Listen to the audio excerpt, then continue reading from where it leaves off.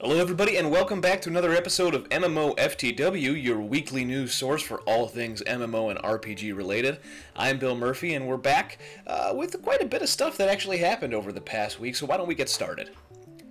The first thing we're going to talk about today is Guild Wars 2's updated trading post. It was just revealed on the official Guild Wars 2 website, and for those of you who actually play Guild Wars 2, you know that that system, while it works, it's functional, is not the best. So there's a whole new trading post coming to the game on the September 9th content update, and things like tabs are gone in favor of a left side series of links that make it look and feel more like the actual gem store itself, so you can just simply click through a list of different things you want to search for.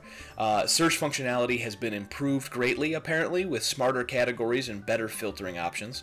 Prices for items can now be researched without having to leave the buy-sell interface.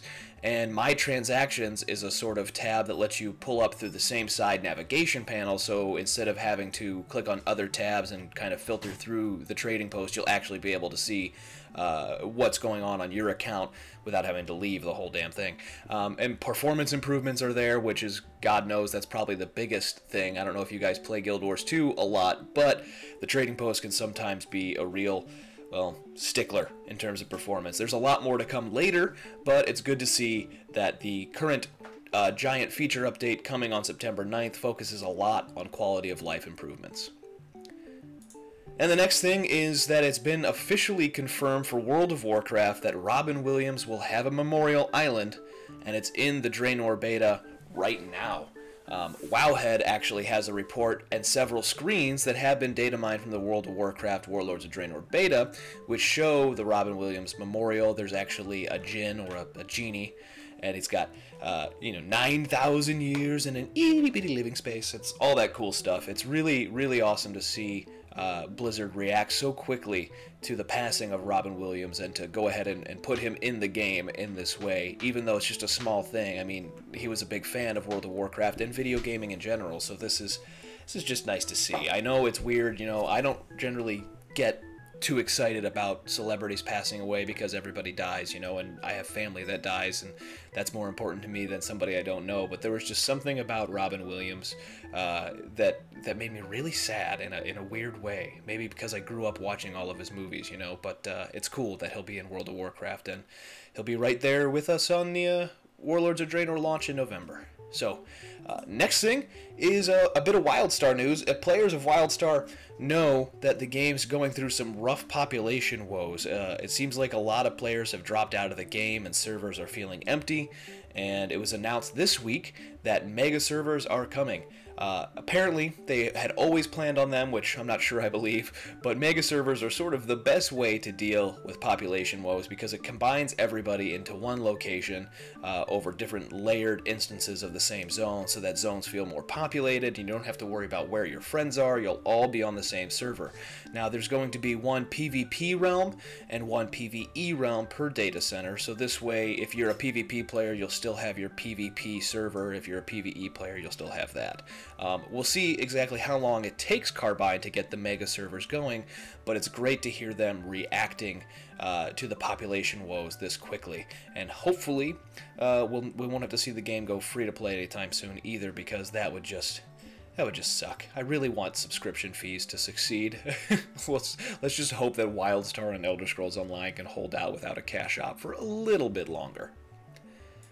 Next up is some Star Trek Online news. Believe it or not, I am not a huge fan of Star Trek. I'm a fan of the game, Star Trek Online, but I'm not big on the IP. So those of you Trekkers out there are going to have to tell me if this is a really big deal or not. But the Delta Rising expansion for Star Trek Online will see 5 Voyager series actors reunited. That includes Jerry Ryan, 7 of 9, who I do know from my teenage years because wowza. Ethan Phillips, Neelix, and Robert Picardo, the Doctor, will join Garrett Wang, Harry Kim, and Tim Russ, Tuvok, to voice the same characters in the Delta Rising expansion pack. That's pretty cool stuff. The Delta Rising expansion pack is due out just a little bit later this year, and a whole bunch more info will be coming here on MMORPG.com for you guys because we've got a bunch of features with Perfect World lined up to tell you all about it. And last but not least is City of Heroes. That's right, City of Heroes has some news. Apparently, the folks that are working on the COH, or I'm sorry, the Titan, the sort of City of Titan site, which is the follow-up kind of spiritual successor that's being crowdfunded and fan-developed to bring back sort of a feeling of City of Heroes. They've been working very closely, very carefully, very quietly with NCSoft regarding utilizing the City of Heroes licensing.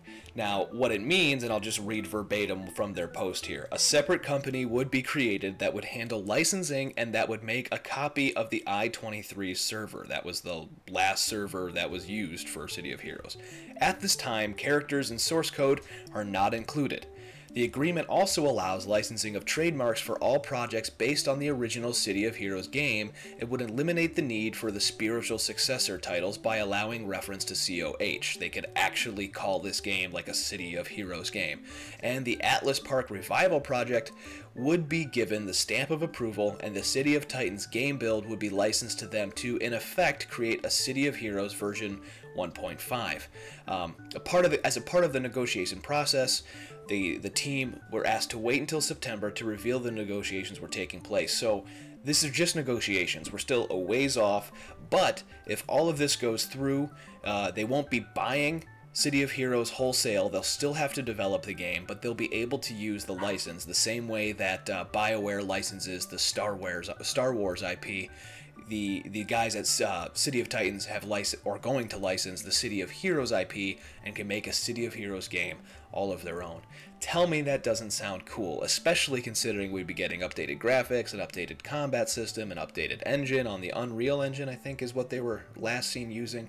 So it's just really cool, and hopefully all goes well and we get to see this project through, because I know there's a small but very ardent community waiting to see if this can happen. So anyway, that'll do it for this week, folks. Again, don't forget to follow us on Twitter, Twitch, YouTube, Facebook, and Google Plus at MMORPG.com without the dot. I'm Bill Murphy. You can follow me on Twitter at TheBillMurphy. And as always, because I forgot last week, don't let a bad pug get you down. Thanks, guys. See you next time.